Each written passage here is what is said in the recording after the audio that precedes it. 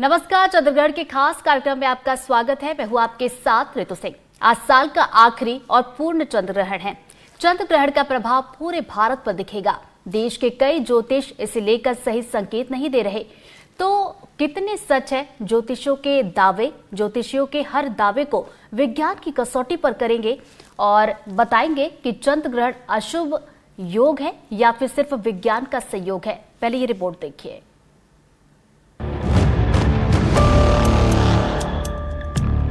इस साल का ये आखिरी चंद्रग्रहण है और ये पूर्ण चंद्रग्रहण है जो भारत में दिखेगा।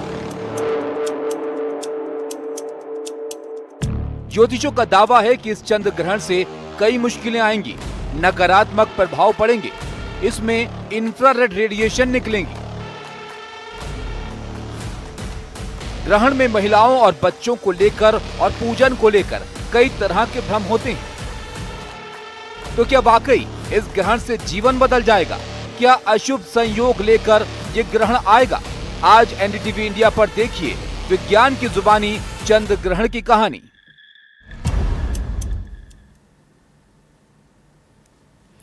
देखिए, साल का आखिरी अपूर्ण चंद्र ग्रहण आज होने जा रहा है। सूतक काल 1 बजे से लग चुका है। तमाम मंदिरों के पट भी बंद हो चुके हैं और चंद्र ग्रहण के दौरान देखिए कई सावधानियां भी बरतनी होती हैं, जिसको लेकर हम आज चर्चा भी करेंगे। हमारे साथ पंडित जी, ज्योतिष जी और एक वैज्ञानिक के तौर पर भी मेहमान जुड़ेंगे। उनसे हम जानने की कोशिश करेंगे कि आखिर ये चंद्र ग्रहण अलग अलग स्तर पर देखा जाए तो इसका कितना क्या महत्व है। तो चंद्र ग्रहण पर हर भ्रम और भय को दूर करने के लिए आज हम विज्ञान के तर्क के साथ आपको चंद्र ग्रहण से जुड़े हर बड़ी बात बताएंगे। हमारे इस बड़ी कवरेज में हमारे साथ कई मेहमान भी जुड़ रहे हैं और परिचय मैं जल्दी से करवा देती हूँ। पंडित नितिन त्रिवेदी जी हमारे साथ जुड़ गए हैं और जो कि ज्योतिषाचार्य हैं पाटन साहिब दरबार से, और पंडित अजय कृष्ण शंकर व्यास जी जुड़ गए जो कि ज्योतिर्विद हैं श्री मातंगी ज्योतिष केंद्र से, और डॉक्टर प्रिया हसन हमारे साथ जुड़ गई है जो कि खगोल वैज्ञानिक है।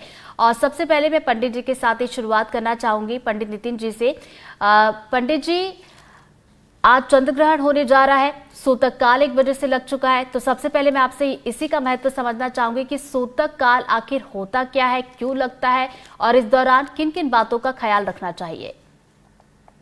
जी नमस्कार।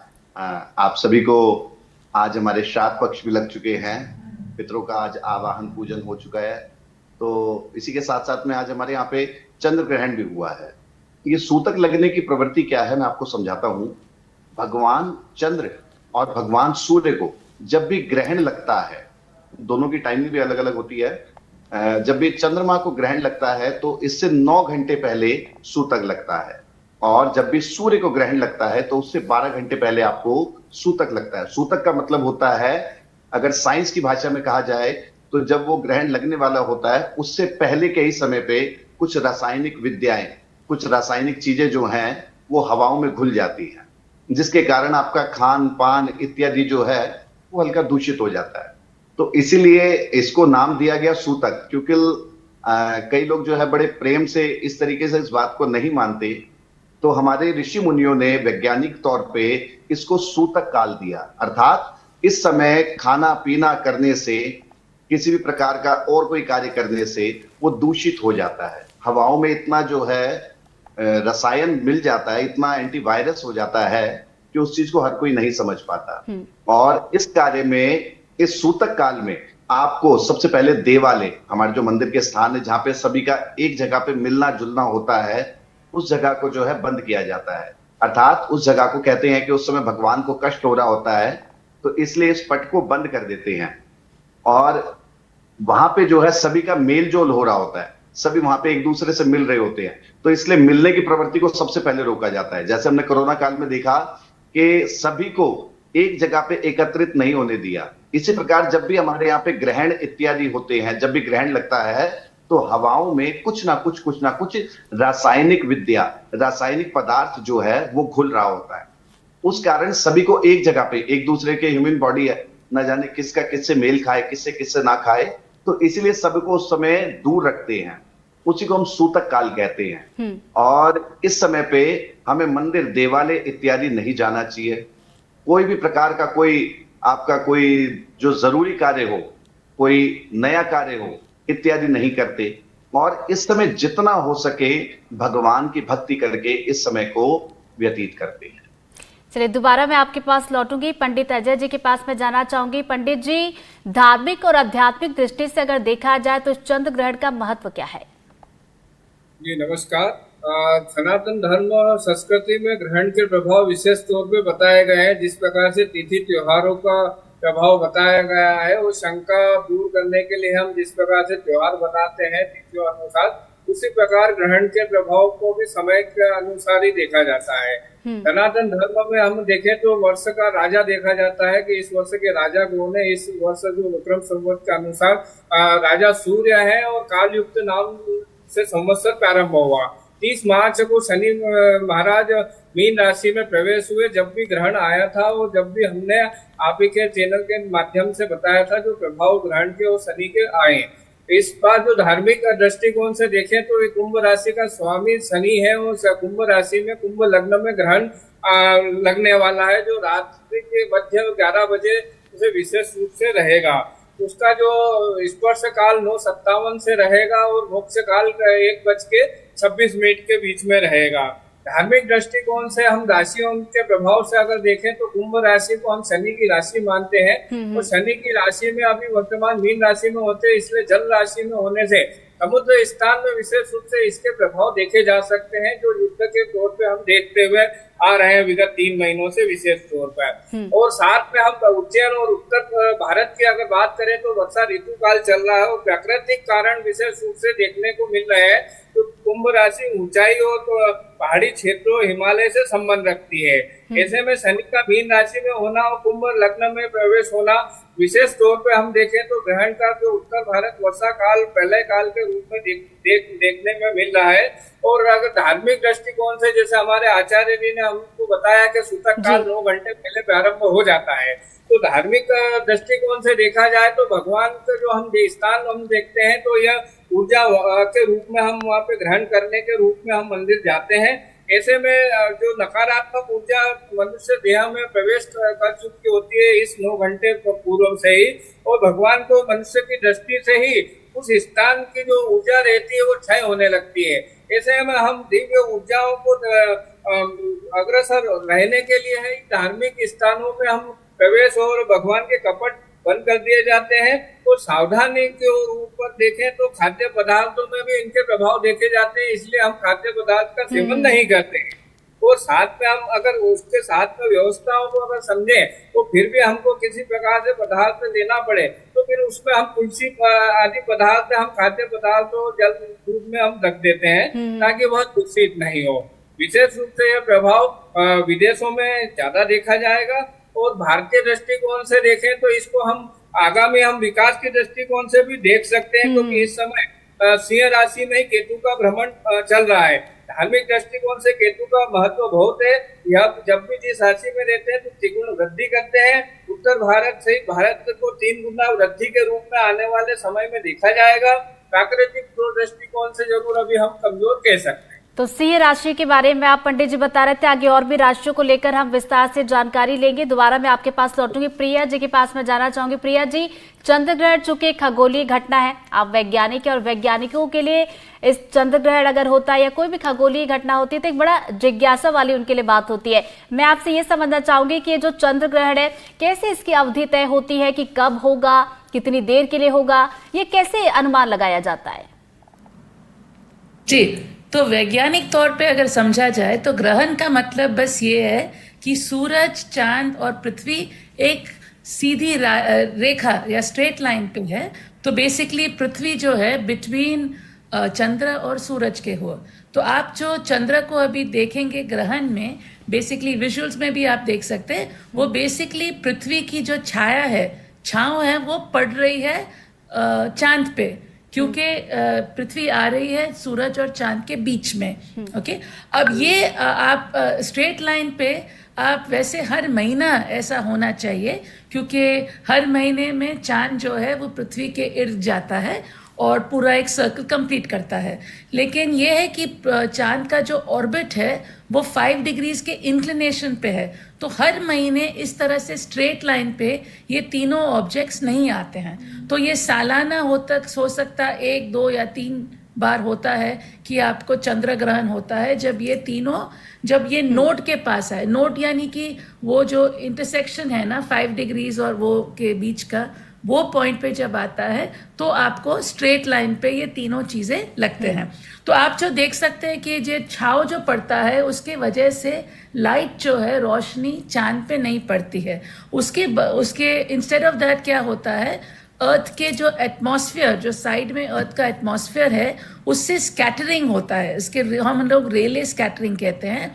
और वो स्कैटरिंग ऐसा होता है कि लंबे जो वेवलेंथ्स जो होते हैं वो कम स्कैटर होते हैं, छोटे वेवलेंथ्स है ज़्यादा होते हैं। तो ब्लू लाइट पूरा स्कैटर हो जाता है और लाल रंग कलर का जो लाइट है वो कम स्कैटर होता है, और इसीलिए वो लाल कलर की छाव आपको चांद पे लगती है जो लाल दिखती है, राइट। और ऑब्वियसली इसको पहले लोगों ने देख के ऑब्वियसली लोग चौंक गए कि इस तरह से चांद अगर लाल दिखने लगा तो क्या हो रहा है ये चांद, और मोस्ट प्रोबेबली ये कोई कोई दुर्लभ कुछ घटना हो रही है जिसकी वजह से हमको कुछ करना चाहिए। लेकिन आप देख सकते हैं कि ये बेसिकली बस एक अलाइनमेंट की बात है, इसमें कुछ भी अलग नहीं हो रहा है। चांद वैसे का वैसा है, सूरज वैसे का वैसा है, पृथ्वी भी वैसे की वैसी है। ये सिर्फ तीनों एक स्ट्रेट लाइन में आ रहे हैं जिसकी वजह से आपको ग्रहण दिखता है। तो साइंटिफिकली ना कुछ हो रहा है। और सूर्य ग्रहण में क्या होता है, अगर आप उसको आंखों से देखते हैं तो आप ब्लाइंडनेस भी हो सकता है, क्योंकि कुछ पॉइंट्स होते हैं जब सडनली बहुत ब्राइट लाइट आएगा। लेकिन चंद्र ग्रहण को देखने में भी कोई रिस्क नहीं है, आप आराम से चंद्र ग्रहण को देख सकते हैं। आपके ना आंखों को ना किसी आपके बॉडी को किसी भी तरह का कुछ भी नहीं होगा। चलिए, ये सवाल मैं आपसे पूछने वाली थी, लेकिन इसका जवाब आपने पहले ही दे दिया कि हम इसे देख सकते हैं कि नहीं। आपने बताया कि इसे देख सकते हैं, हालांकि सूर्य।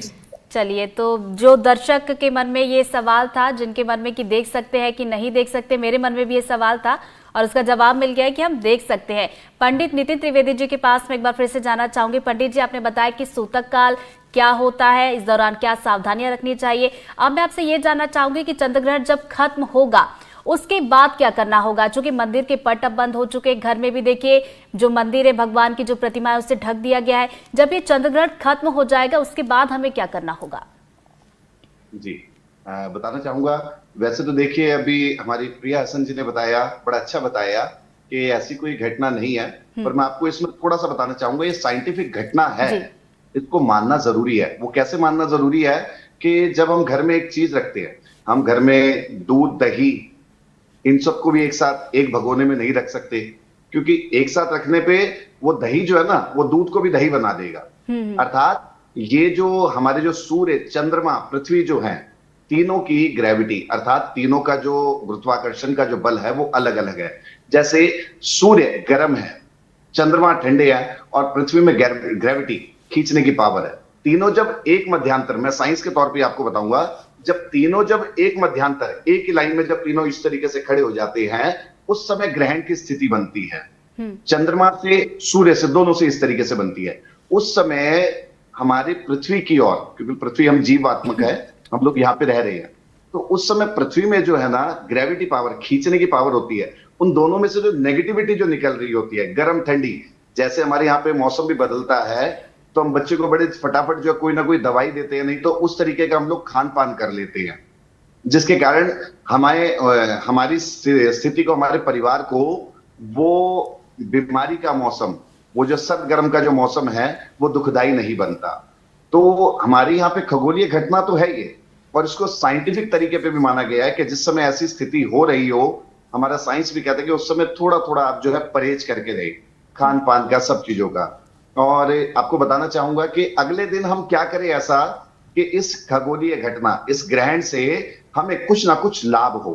कुछ स्थिति जिसकी बिगड़ी हुई हो, कुछ ग्रहों के अकॉर्डिंग जिनकी स्थिति बिगड़ी हुई हो, ग्रहों से, राशियों से जिनकी स्थिति बिगड़ी हुई हो, क्योंकि हमारे सारे ये ग्रह, प्लैनेट्स है जो हमारे जीवन पे इफेक्ट डालते हैं।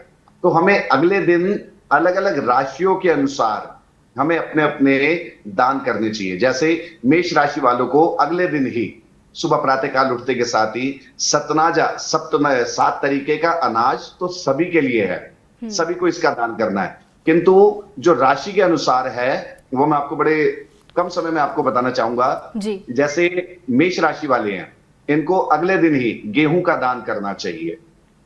वृष राशि वाले हैं, इनको अगले दिन चावल का दान करना चाहिए। बुध अर्थात मिथुन राशि वालों को हरी मूंग का दान करना चाहिए। आपका अगली हमारी राशि बनती है कर्क राशि वालों को अगले दिन चावल या घी या फिर अगर हो सके तो दूध, इन तीनों में से कुछ ना कुछ दान करना चाहिए। अगर अनाज की अगर हम बात करें तो अगर वो चावल का दान करें तो सबसे अच्छा है। सिंह राशि वालों को अगले दिन गुड़ का दान करना चाहिए, साथ में लाल मसूर की दाल। कन्या राशि वालों को उसके अगले दिन क्या तो अपना पालक का दान करें, नहीं तो साथ में फिर से वही साबुत मूंग दाल का दान करें। तुला राशि वाले अगले दिन अगर हो सके तो चावल, नहीं तो अगर हो सके सफेद तिल का दान करें तो उनके लिए बहुत बेहतर होगा। वृश्चिक राशि वाले जो कि इस समय इस खगोलीय पिंड की अवस्था में उनके लिए घात का बनेगा। ये इस समय कोई ना कोई इनसे कहीं ना कहीं कोई पीछे से उनके कोई अनाप शनाप कुछ गलत बात करे, ऐसी कोई स्थिति बनाए, तो ये इस समय के लिए इनके लिए खगोलीय पिंड के लिए होगी। तो इस बार ये लोग चंद्र ग्रहण के बाद अपना अगर हो सके तो गुड़ और गेहूं का दान करें। धनु राशि वाले पीली चने की दाल जो होती है उसका दान करें। मकर राशि वाले उड़द का दान करें। कुंभ राशि वाले काले तिल का दान करें। और मीन राशि वाले अगर हो सके तो उड़द की दाल, जो धुली हुई जो दाल जो आती है सफेद वाली दाल, उसका दान करें। और सभी 12 की 12 राशियां 9 ग्रहों के जो निमित्त जो है वो सभी प्रातःकाल अगले दिन अपने सप्तनाजे 7 तरीके का जो अनाज जो होता है उसका दान करें। और रात्रि काल में ऐसे कपड़े पहन करके सोए जो प्रातःकाल आप डकैत को जो मांगने जो आए उसको ऐसे कैसे अपने कपड़े दे दे, ताकि इससे तन मन सभी की पवित्रता होती है, प्लस शरीर के लिए निरोगी काया के लिए भी यह समय आता है।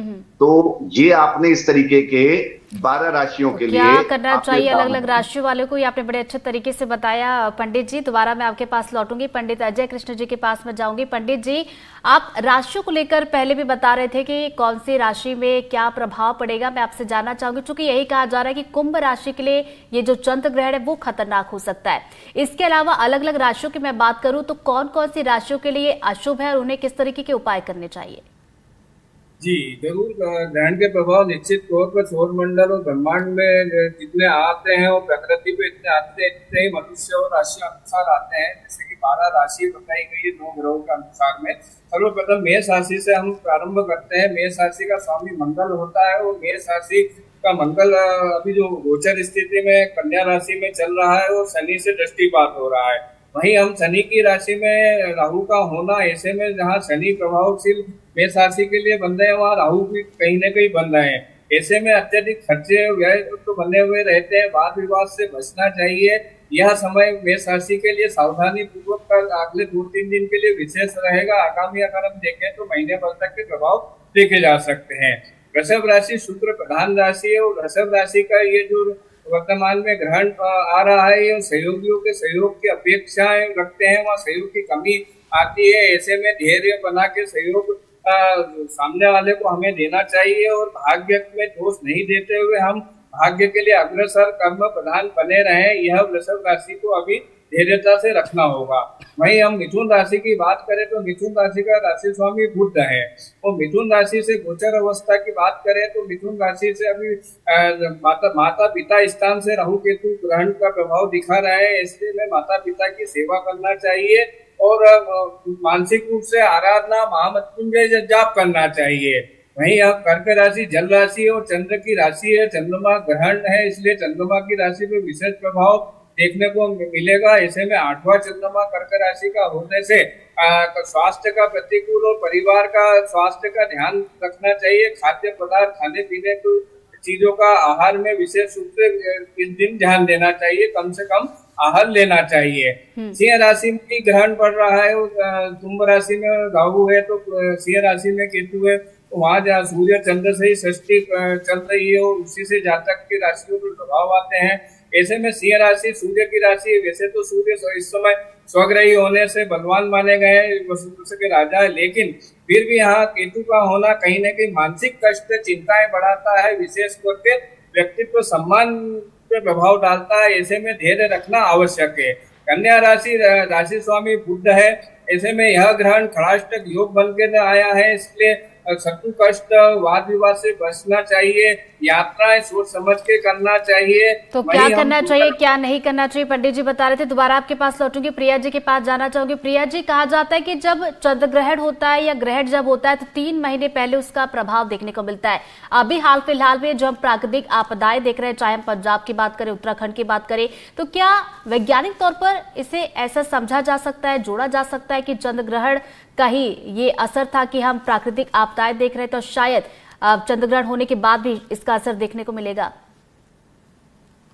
नहीं, वैज्ञानिक तौर पे अगर आप ग्रेविटेशनल फोर्स की भी बात करेंगे तो ग्रेविटेशनल फोर्स में इतना फर्क नहीं आ जाता है जिसके वजह से आपको सुनामीज या अर्थक्वेक्स ऐसे सब चीजें नहीं हो सकते हैं। तो वैज्ञानिक तौर पे हम लोग के हिसाब से इसके वजह से वैसे कुछ भी नहीं होना चाहिए, क्योंकि आपको इस तरह का ग्रेविटेशनल फोर्स एक मास से होता है और सभी के जो मासेस है, राइट, वो बिल्कुल कांस्टेंट है। सूरज, चांद और पृथ्वी के मासेस, वो डिस्टेंसेस भी अप्रॉक्सीमेटली सेम होते हैं, थोड़ा ही फर्क होता है। तो इस वजह से ये फोर्सेस के वजह से ये जो दुर्घटनाएं या जो भी हुए हैं उनके उससे कोई कनेक्शन नहीं है। हम लोग नहीं मानते कि उसके वजह से कोई कनेक्शन है। चलिए पंडित जी के पास, जैसे मैंने आपको पहले बताया, जब पहले लोगों ने चंद्र ग्रहण या सूर्य ग्रहण देखा, ऑब्वियसली ये बहुत एक अद्भुत चीज दिखने लगी, राइट।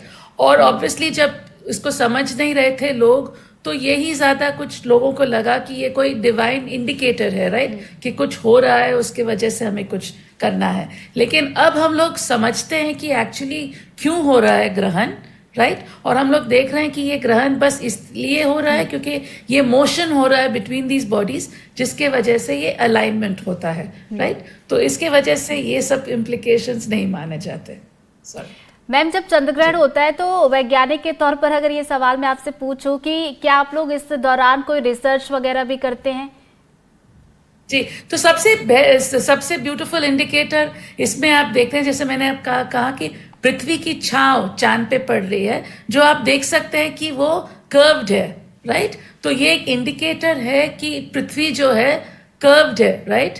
वर्ल्ड इज फ्लैट की भी थियोरी एक चलती है कि दुनिया फ्लैट है, राइट। लेकिन चंद्र ग्रहण में आप देख सकते हैं कि किस तरह से ये शेप आपको अर्थ का शेप दिख रहा है। इससे आप अंदाजा लगा सकते हैं कि सूरज और चांद के बीच का जो डिस्टेंस है अर्थ के साथ, किस तरह से उसको मेजर कर सकते हैं ज़्यादा एक्यूरेटली, क्योंकि अर्थ की छांव चांद पे पड़ रही है। तो ये जो ड्यूरेशन है इसको हम लोग बहुत एक्यूरेटली कैलकुलेट करते हैं, यही सब जान के कि डिस्टेंस बिटवीन अर्थ एंड सन कितना है, बिटवीन अर्थ एंड मून कितना है। तो हमें एग्जैक्टली पोजीशंस मालूम है, जिसके वजह से हम लोग इन एडवांस आपको बता सकते हैं कि एक्लिप्स कब स्टार्ट हो रहा है, कब पार्शियल है, कब टोटल है और कब खत्म होगा, राइट। तो ये सब कैलकुलेशंस एक्सेट्रा ये और अच्छी तरह से हमें एक्लिप्स से हमें उसको मेजरमेंट्स कर सकते हैं। यस, दोबारा आपके पास लौटूंगी मैं। पंडित नितिन त्रिवेदी जी के पास मैं जाना चाहूंगी। पंडित जी, गर्भवती महिलाओं के लिए खास तौर पर मैं सवाल पूछना चाहूंगी, क्योंकि बहुत सारी ऐसी महिलाएं हैं जब ग्रहण लगता है तो उनके मन में बड़ा डर होता है, क्या करे क्या ना करे, क्या सावधानियां बरते। तो मैं चाहूंगी कि उन गर्भवती महिलाओं के लिए आप बताएं कि क्या सावधानी वो इस दौरान रखे। गर्भवती महिलाओं को इस समय काफी सावधानी रखनी पड़ती है, क्योंकि ग्रहण का समय आते के साथ ही कुछ ना कुछ अनिष्टकारक समय बनता है। जैसा मैंने आपको बताया कि हवाओं में रसायन विद्या घूमती है, और इस समय गर्भवती महिलाओं को कोई भी तीक्ष्ण सुई से या कोई भी तीक्ष्ण अर्थात हो गया कोई चक्कू से इत्यादि से कोई भी ऐसा कार्य नहीं करना चाहिए जिससे कोई काट पीट कोई ऐसा कोई कार्य करे, कोई लोहे से स्पर्श होकर के कोई ऐसा कुछ कार्य करे। ऐसी की स्थिति में जैसे वो करते हैं, चक्कू से ऐसा कुछ काटते हैं, तो उसका असर जो है बच्चे पे कहीं ना कहीं दिखता है। या तो उस समय कुछ स्थिति पे बच्चे को कट लगा मिलेगा, कहीं से कोई काट मिल सकती है। और इस समय पे अगर हो सके तो महिलाएं जितना ग्रहण के समय, सूतक काल में तो है ही है, ग्रहण के समय परमात्मा का ध्यान करते हुए बिल्कुल ऐसे सीधे आधे हाफ पोजीशन में जैसे हम सोते हैं, ऐसी स्थिति में ना बैठ करके आलती पालती मार करके परमात्मा का ध्यान करें। उस समय ग्रहण जिस समय लगने को हो उससे पहले सूतक काल में ही अपने पेट पे क्या तो गेरू लगा ले। गेरू एक लाल तरीके का पदार्थ होता है, अगर वो ना मिले, मिट्टी के तरीके से होता है, अगर वो ना मिले, कई कई स्थान ऐसे जहां पे गेरू इत्यादि नहीं है, देसी लोग में, हम लोग में ऐसे क्या करते हैं, गाय का पतला गोबर करके लोग अपने उदर पे, उस समय गर्भ के पे ऊपर लगा लेते हैं। पर अगर हर जगह पे गेरू और गोबर नहीं मिल पाता माँ गाय का, तो उस समय आप तुलसी का पत्र लेकर के एक कपड़े में उस तरीके से फोल्ड करके अपने उदर पे, पेट पे लगा लें और परमात्मा से, जिस समय ग्रहण चल रहा हो उस समय परमात्मा से मांगे कि हे परमात्मा, अगर मुझसे अगर कोई गलती भी हुई हो तो मुझे क्षमा करे, मेरे और इस संतान को, आने वाले मेरे वंश को आप अपना आशीर्वाद दें और मुझ पर कोई भी ऐसी कोई घटना अगर घटनी हो या कुछ भी हो तो उससे मुझे क्षमा करें। तो इस तरीके से गर्भवती महिलाएं उस समय चक्कू से, सुई से, इन सब से दूर रहे, कोई भी ऐसा कार्य ना करें जो उनके लिए भार के लायक हो, वह ना करें। तो चलिए, बड़े अच्छे तरीके से आपने बताया कि क्या ध्यान रखना है, क्या ध्यान नहीं रखना है, और प्रिया जी ने बताया कि वैज्ञानिक दृष्टि से देखा जाए तो इसका क्या महत्व होता है। पंडित अजय जी भी हमारे साथ जुड़े तो उन्होंने भी बड़े अच्छे से बताया कि कौन सी राशि पर क्या प्रभाव है, क्या उपाय करने हैं। बहुत बहुत शुक्रिया आप सभी मेहमानों का हमारे साथ जुड़ने के लिए और जानकारी साझा करने के लिए। छोटे से ब्रेक के लिए यहाँ पर रुक रहे, फौरन लौट रहे हैं।